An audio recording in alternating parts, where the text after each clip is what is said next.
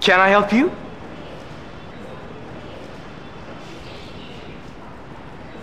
Then you don't know where he is.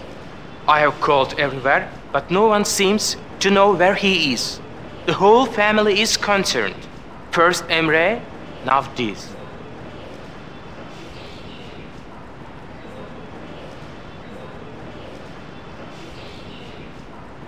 It's his own making. My poor sister warned him. This gambling of his. He owed everything and to the worst kind of people.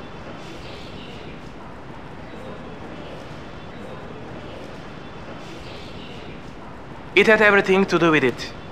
I am sorry, but it's true. Mehmet let Emre work after that for him.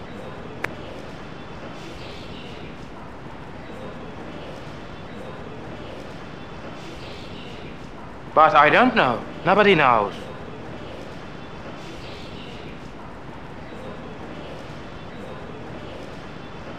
I don't know what exactly, but it had something to do with his job at the university.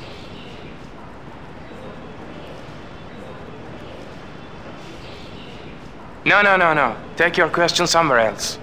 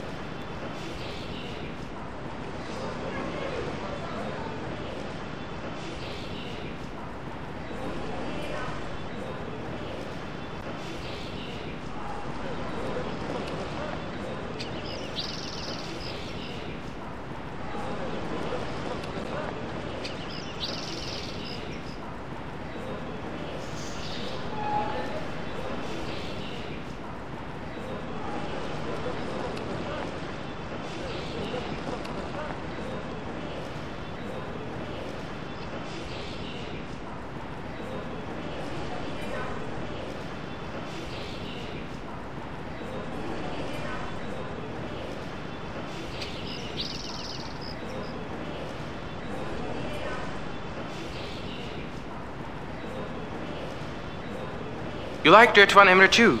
You wrote all over the margins. Take it.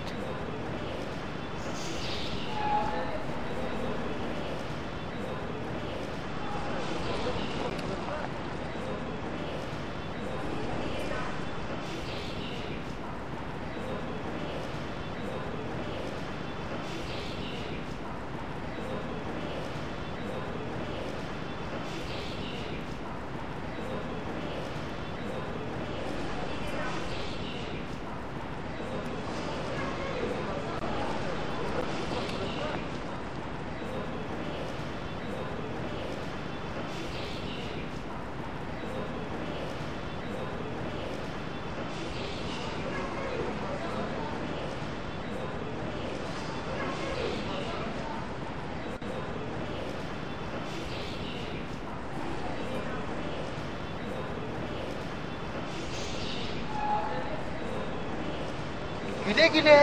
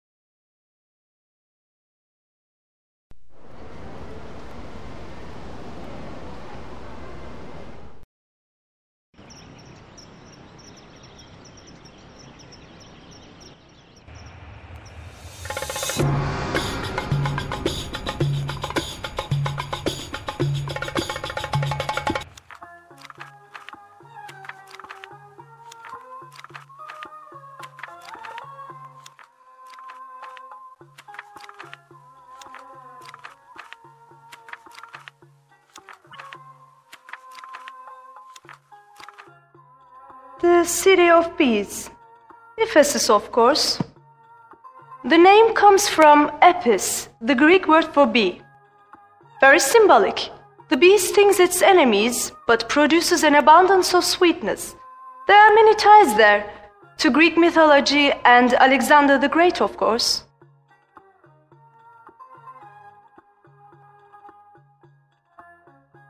Alexander conquered the Persians. When he came to Ephesus, it was under Persian rule, but the people were so dissatisfied that they welcomed Alexander, and he took the city with no bloodshed.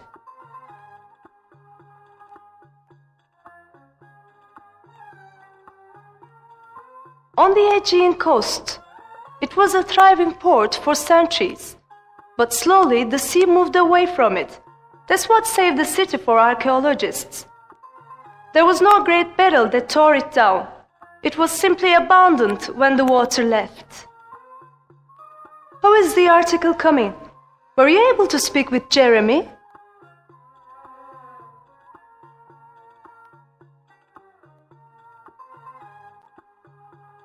He's an interesting character, isn't he? But he has the most amazing connections.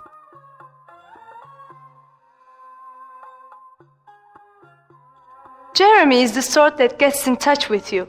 I'm never sure who he is staying with while he's here, but you should try the bazaars. He's always hoping to run across a treasure.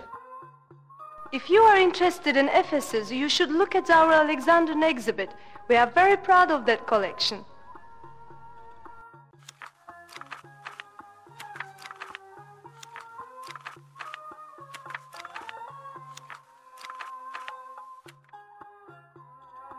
Very pretty. Worthless, I'm afraid. A fine copy, but certainly not authentic.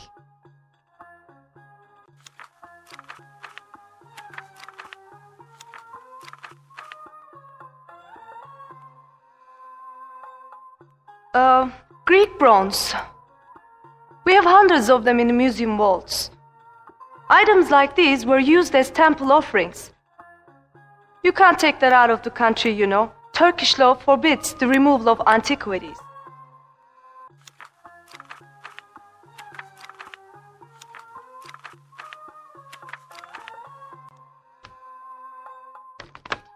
Crude. It looks a bit like the early sculptures of Alexander the Great.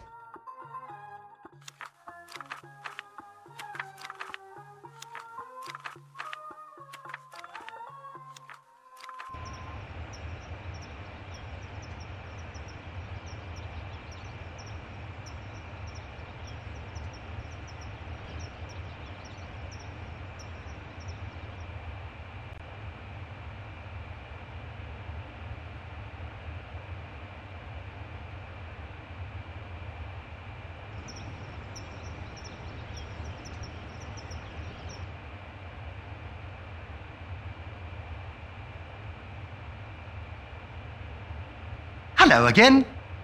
Broadening your horizons, are you? The Byzantine exhibit, such as it is, hardly fills one with the thrill of intrigue, does it?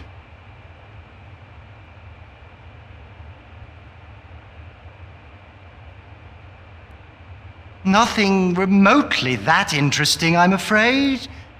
Just headstones, headstones, and more headstones. But maybe I can be of help.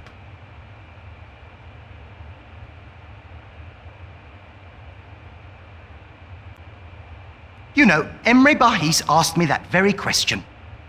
But why would anyone hide anything there? The whole place was practically filled with water since the moment it was built.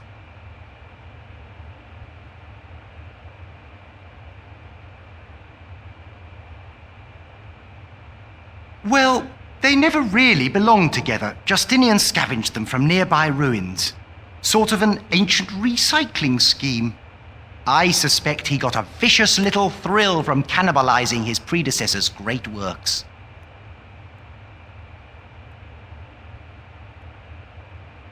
Oh, that old rumor. Theodora and her engineer. Yes, I suppose it's possible. She could have got a lover to hide the fortune, but why beneath the city's water supply? Seems like it would be terribly difficult to retrieve.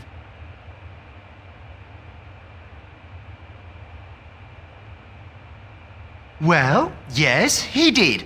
I'm afraid he had a rather romanticized vision of the gloomy old place, but then again, he was mad for anything connected with Justinian and Theodora.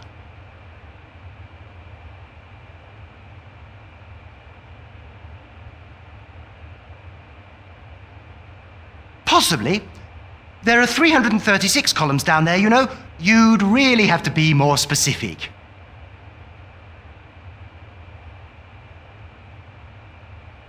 I'd like to think it was prurient curiosity.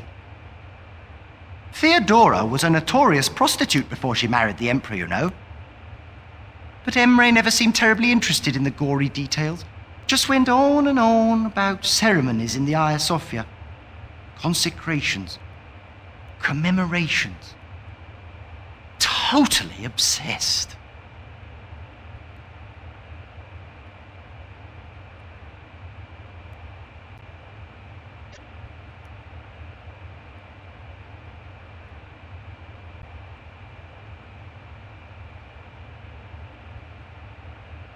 Oh, yes! The teardrop column. They say this pattern represents the tears of all the slaves who died during the construction of the system. But that's not true at all. That column is exactly like the one at the Forum of Theodosius. And that was built long before the cistern.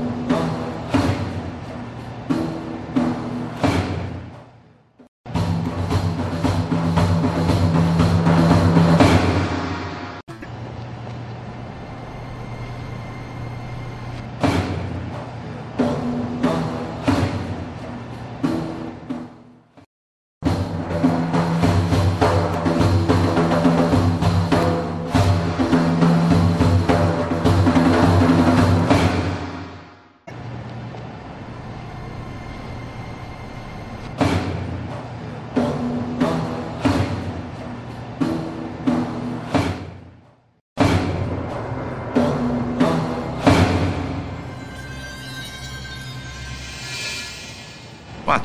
Are you alright? Where's that man? You look a little upset. Why don't you come with me? Let me buy you that drink I promised you.